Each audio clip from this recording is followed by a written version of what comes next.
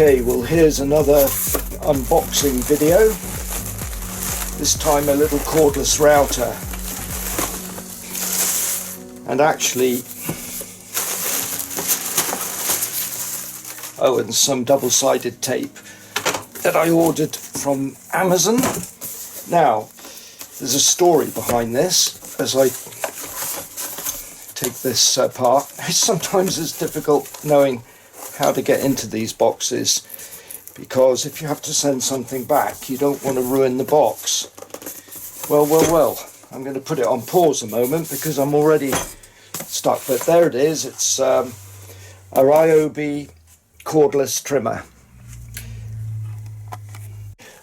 Well, that's crazy because there was no obvious way to open the box, and look, I've half destroyed the box. So what have we got? Take out the bits, a few bits that I don't want to lose. Now the crazy thing about this is I've already got one of these routers, but this is the latest version, and I've just paid 80 quid or so for it. It's a little cordless trimmer, and the reason I bought it is because I am writing the revised edition of The Incredible Router, which was actually, for anybody old enough to remember, the pioneer created book on routing that I wrote in 1989.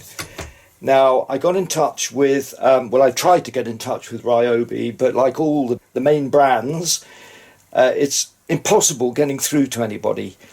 And a lot of these companies rely on PR companies, and I hate to sound sexist, but they are young women, probably fresh out of university, don't know much about woodworking, and they conform to a very strict protocol. So my request for this little beast, which really is to feature in the book that I'm funding myself, was turned down.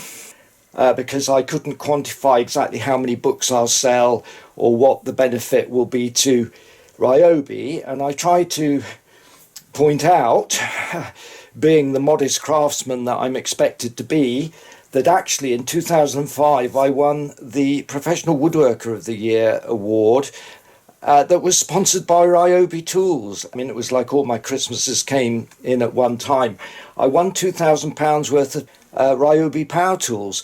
Well, anybody looking at my YouTube channel, in fact, one person commented that Ryobi ought to pay me for PR because there are more examples of my using Ryobi tools in my videos than any other brand.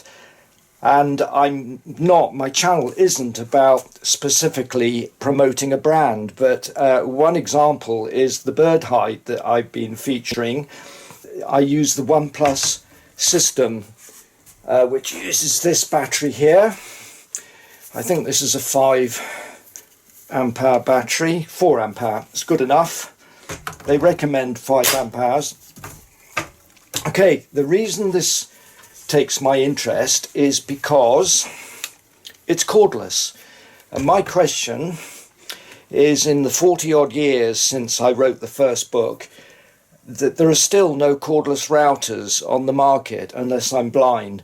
There are cordless trimmers like this. There are probably 2 or 3 others, I'm guessing. I think Makita do one.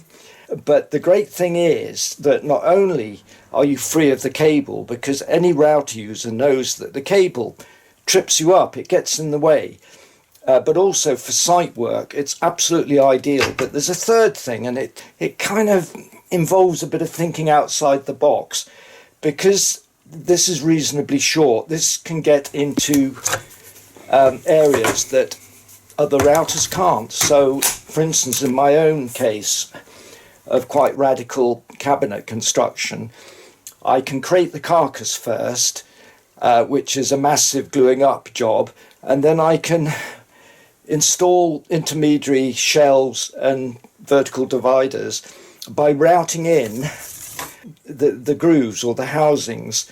So, height or size counts. This has also got variable speed. Well, One good reason that I recommend you read my book if you're a total beginner is that I made a mistake here. It's not a variable speed control, it's actually a depth stop adjuster, and it just shows how bad I am at reading the manual.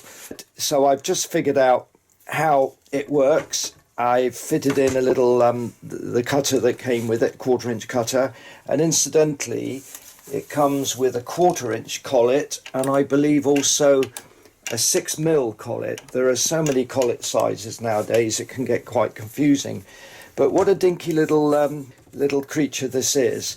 A cordless trimmer, and I think it has an LED light. I've got to be careful now if I'm going to switch it on, because I've got a cutter on here, so I'm going to retract it even more. And then let's switch it on and see if there is an LED light. There is. And another thing I like about it is it's a little bit quieter than most standard routers. Now come on, you manufacturers, when are you going to bring out a full-bodied cordless router? I cannot believe I wrote The Incredible Router, the first edition, in 1989, and it's 2020 now, and we've only got 2 or 3 little cordless trimmers on the market. But I think I can do a lot of useful work with this. And one of the projects in my revised edition of the book is this little table mat that is a good demonstration of freehand routing, so I could even do it with this probably, but it gives you the feel of a router. So there we are. In the old days, when I was known as a woodworker by all the manufacturers, all I had to do is phone them up and they'd bend over backwards to send down equipment. It's a very, very different culture today. And I guess because a lot of people maybe expect freebies and don't give publicity in return, but I just wish these PR people, and it's a generational thing, I wish they'd have a sense of history and just do their research. All they've got to do is Google somebody and see who they are. Don't forget to put a strip of wood along the fence so that it works better as a guide when you're using the straight fence.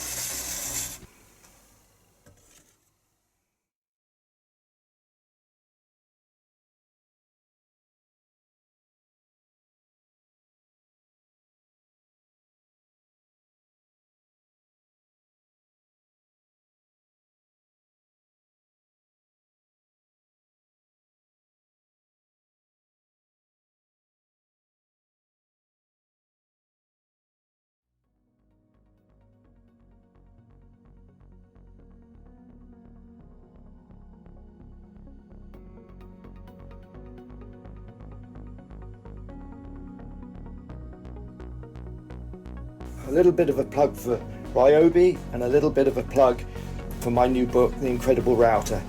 My name's Jeremy Broom. Thank you very much for watching.